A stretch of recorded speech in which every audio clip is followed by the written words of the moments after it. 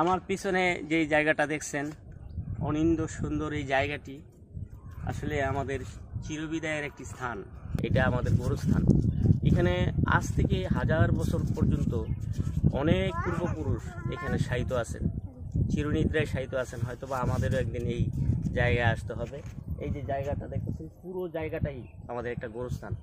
এখানে এত গাছ আর এত পাকপাখালি, প্রচুর পরিমাণের পাকপাখালি।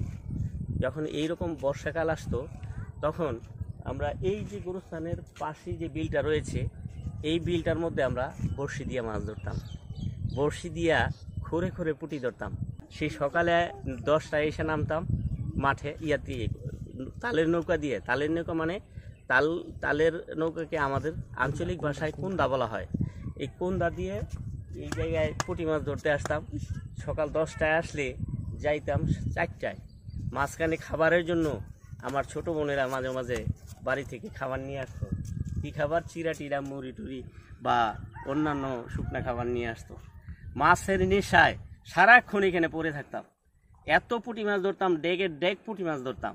অবশ্য এগুলি এখন বললে মানুষ মনে করবে যে উপকথার গল্প হয়ে যাচ্ছে। প্রকৃতপক্ষে সত্য ছিল। এত পুঁটি মাছ ধরতাম এখানে। দেখেন জায়গাটা দেখতে যে এরকম সুন্দর। এই জায়গাটার মধ্যে দুই পাশে বিল থাকার কারণে, মানে ডানে এবং বামে বিল থাকার কারণে ভিতরে যে জায়গাটায়, এই জায়গাটার ভিতরে সব মাছগুলি প্রবেশ করত। আর মাছগুলি প্রবেশ করলে এইখানে যখন বরিয়ালরা আসতো, অনেক বরিয়াল আসতো, বরিয়ালরা বড়শি ফেললেই প্রচুর পরিমাণের পুঁটি মাছ ধরতে পারত। পুঁটি মাছ, তারপরে ট্যাংরা মাছ এবং আরও কিছু অন্যান্য মাছ ছিল, বেলে মাছ ছিল। এই মাছগুলি ধরে তারা এখানে নিয়ে যেত। কিন্তু এখন এই পূর্বাঞ্চলের আগ্রাসনে, অর্থাৎ এই বালু ফালায় এই বিলের এমন সিচুয়েশন করছে, মাছের পরিমাণ এখন কমে গেছে। ফলে বড়শি ফালাইলে সহজে মাছে ধরে না। তারপরও অন্যান্য এলাকা যদি আমি হিসাব করি, এখনও আমাদের নরসিংদীর এই বিলটি, নরসিংদী এবং রূপগঞ্জের, অর্থাৎ নরসিংদী এবং নারায়ণগঞ্জের সীমান্তবর্তী যে এলাকায় যে বিলটি রয়েছে, এখনও পানি স্বচ্ছ সুন্দর এবং এখনও এখানে মাছ পাওয়া যায়। আমাদের এলাকা সত্যিকার অর্থেই সুজলা সুফলা, শস্য শ্যামলা। নরসিংদী সদর উপজেলা, আমদিয়া ইউনিয়ন। আমার গ্রামের নাম আখালিয়া। এই যে আমার গ্রামের বাড়ি, দেখেন কত সুন্দর আমার গ্রামের বাড়িটা।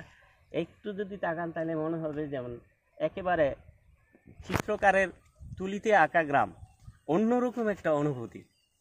সত্যি আমি মানে গর্বিত, আমি আনন্দিত আমার গ্রাম নিয়ে। আর আমার চিরনিদ্রার সাহিত্য যে জায়গাটা, এই ছায়াগেরা সুনিবিড় যে জায়গাটা, এই জায়গাটার কাছে আসলে অন্যরকম একটা শান্তি অনুভব করি। অসংখ্য ধন্যবাদ। বিশেষ করে প্রবাসী ভাইদের প্রতি রইল আন্তরিক শুভেচ্ছা। আর আমার এই ভিডিওটিকে বেশি বেশি শেয়ার করে আপনার টাইমলাইনে রেখে দেওয়ার অনুরোধ করছি। কারণ হয়তোবা আপনি এই জায়গাগুলিকে আপনি মিস করছেন, এই জায়গাগুলিকে আপনি অবশ্যই মিস করছেন। এই জন্য আমি বলবো প্রবাসী ভাইরা আমার এই ভিডিওটাকে যার যার টাইমলাইনে শেয়ার করে রেখে দিন। ধন্যবাদ।